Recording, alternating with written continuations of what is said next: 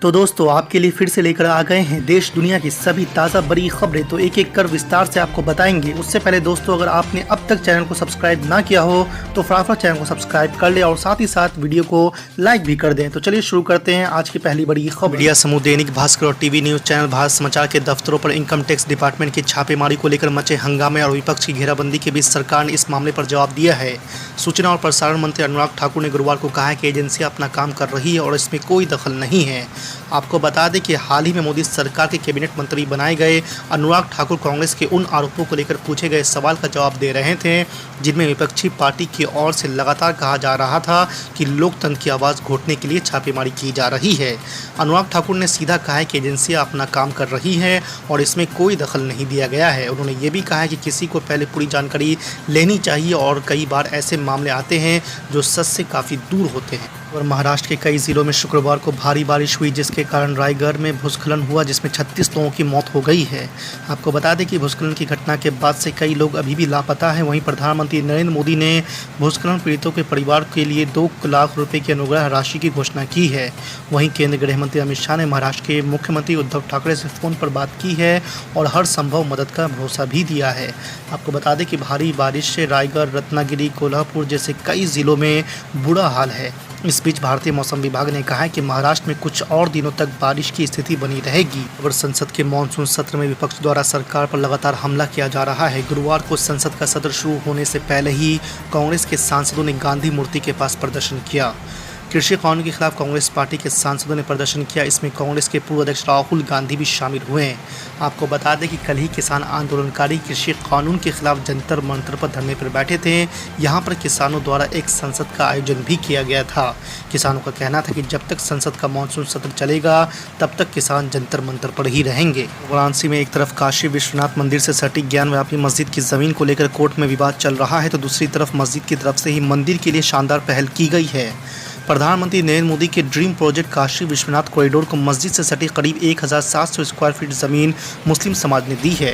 इस ज़मीन पर फिलहाल मंदिर प्रशासन का कंट्रोल रूम स्थापित था तो वहीं मंदिर प्रशासन ने भी मुस्लिम समाज को ज़मीन दी है। कोर्ट के बाहर आपसी सहमति के आधार पर हुए इस समझौते को बेहद अहम माना जा रहा है। आपको बता दें कि बनारस से सांसद बनने के बाद विश्वनाथ मंदिर पहुंचे प्रधानमंत्री नरेंद्र मोदी ने यहाँ की व्यवस्था सुधारने की पहल शुरू की थी। कांग्रेस महासचिव और यूपी के प्रभारी प्रियंका गांधी वाड्रा ने मुख्यमंत्री योगी आदित्यनाथ पर हमला करते हुए कहा है कि मुख्यमंत्री जिस प्रॉपर्टी पर बैठे हुए हैं वो उनकी नहीं देश की जनता की है, उसे एक दिन जनता जवाब देगी। आपको बता दें कि मुख्यमंत्री के एक बयान पर उन्होंने गुरुवार को पलटवार करते हुए कहा है कि इस देश में अपनी आवाज़ उठाना, प्रदर्शन करना और अपनी मांगों के लिए आंदोलन करना एक संवैधानिक अधिकार है। उन्होंने कहा है कि जायज़ मांगों के लिए आवाज़ उठाने वालों को डराने और धमकाने के लिए सत्ता का दुरुपयोग करना एक घोर अपराध है। आपको बता दें कि मुख्यमंत्री योगी आदित्यनाथ ने बुधवार को एक कार्यक्रम में कहा था कि प्रदेश के युवाओं से मेरी अपील है कि वो किसी के बहकावे में ना आए क्योंकि आज कोई गलत नहीं कर सकता है। जिसको अपना प्रॉपर्टी जब्त करवानी हो वो गलत काम करे। तृणमूल कांग्रेस ने बंगाल के मुख्यमंत्री और पार्टी प्रेसिडेंट ममता बनर्जी को पार्लियामेंट्री बोर्ड का अध्यक्ष चुन लिया है। पार्टी के राज्यसभा सांसद डेरेक ओब्रायन ने शुक्रवार को इसकी जानकारी दी है। ममता बनर्जी 25 जुलाई को दिल्ली जाने वाली है। इस दौरे से पहले इस अहम फैसले के कई मायने निकाले जा रहे हैं। मीडिया से बातचीत करते हुए तृणमूल सांसद ब्रायन ने कहा है कि ममता बनर्जी इस पद के लिए उपयुक्त हैं और उनके मार्गदर्शन और दिशा निर्देश में पार्टी और मजबूत होगी। उन्होंने कहा है कि दीदी 7 बार की सांसद रही है, उनके पास विजन है, ऐसे में उनके लीडरशिप में पार्टी मजबूत होगी। हैदराबाद लोकसभा क्षेत्र से सांसद असदुद्दीन अवैसी ने ट्वीट कर लिखा है कि आरएसएस के मोहन भागवत कहते हैं कि मुसलमानों की आबादी को बढ़ाने के लिए 1930 से संगठित प्रयास किए जा रहे हैं। इसके साथ ही उन्होंने 2 बिंदु लिखे हैं। पहला, अगर हमारा डीएनए एक है तो गिनती क्यों, और दूसरा, भारतीय मुस्लिम आबादी की वृद्धि दर में 1950 से 2011 के बीच तेज़ गिरावट आई है। आपको बता दें कि उन्होंने कहा है कि संघ के पास दिमाग नहीं है, उनमें मुसलमानों के प्रति 100% नफरत भरी हुई है। आपको बता दें कि मोहन भागवत ने बुधवार को कहा था कि भारत को पाकिस्तान बनाने के लिए मुस्लिम आबादी को बढ़ाने की कोशिश 1930 से हो रही है। संघ प्रमुख ने अपने बयान में कहा था कि भारत को पाकिस्तान बनाने के लिए संगठित प्रयास किए जा रहे हैं। असदुद्दीन अवैसी ने लिखा कि संघ मुसलमान विरोधी नफरत की आदी है और वो ये जहर समाज में फैला रही है। हम बीजेपी से पूछना चाह रहे, अगर पुराने शहर में पाकिस्तानी है तो इसकी जिम्मेदारी नरेंद्र मोदी और अमित शाह पर आए होती है, क्योंकि ये इनकी सरासर नाकामी है कि वो सो रहे थे और पाकिस्तानी घुस गए। मैं तो नहीं बुलाया, ना मैं जानता हूं, अगर आपको मालूम तो चलो कल तक एक 100 नाम बताओ पाकिस्तानियों के, बताओ आप 100 नाम कौन है पाकिस्तानी जो हमारे पुराने शहर में आके रह रहे हैं। मकसद क्या है कि मुसलमानों को और हिंदुओं में एक नफरत की दीवार को उठाया जाए, ये इनका मकसद है। सर्जिकल स्ट्राइक करेंगे, वो रोहिंग्या पाकिस्तानी को पकड़ेंगे। अरे भाई साहब, आपको कौन रोका?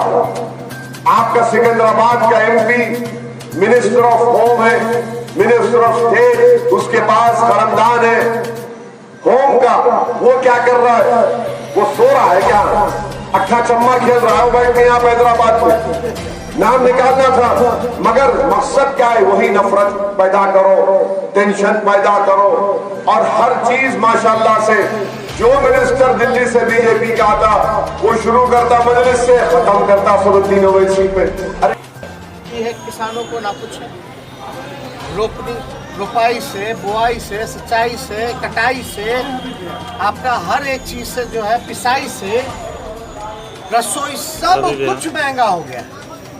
इसलिए हम सब लोग मजबूती के साथ जो है जनता की आवाज को हम लोग उठाते हैं। इसीलिए तो बीजेपी अब भारतीय जासूस पार्टी बन गई है, और जासूसी के तो वो पुराने इस मामले में करवाते ही रहे हैं। और दोस्तों, ये जासूसी आज से नहीं चल रही, ये पिछले लोकसभा चुनाव से भी पीछे से चल रही है, और इसका सबूत उपलब्ध है। आज मैं वो सबूत आपसे फिर साझा करने लगा हूं। अगर आप इस जासूसी को देखें तो सर्ट इन जो भारत सरकार की एजेंसी है, ये रिपोर्ट अब अवेलेबल नहीं है, ये उतार ली गई है, मैं इसकी प्रतिलिपि आपको भेज रहा हूं। ये सर्ट इन ने रिपोर्ट दी थी कि व्हाट्सएप के माध्यम से पिगैसस इजरायली सॉफ्टवेयर से टेलीफोन्स को हैक करके सीधे सीधे जासूसी चल रही है। ये मैं नहीं कह रहा, ये भारत सरकार की जो एजेंसी है उन्होंने लिख के रिपोर्ट दी है, और इसमें उन्होंने बाकायदा लिखा, original issue date is May 17, 2019. A vulnerability has been reported in WhatsApp which could be exploited by a remote attacker to execute arbitrary code on the affected system.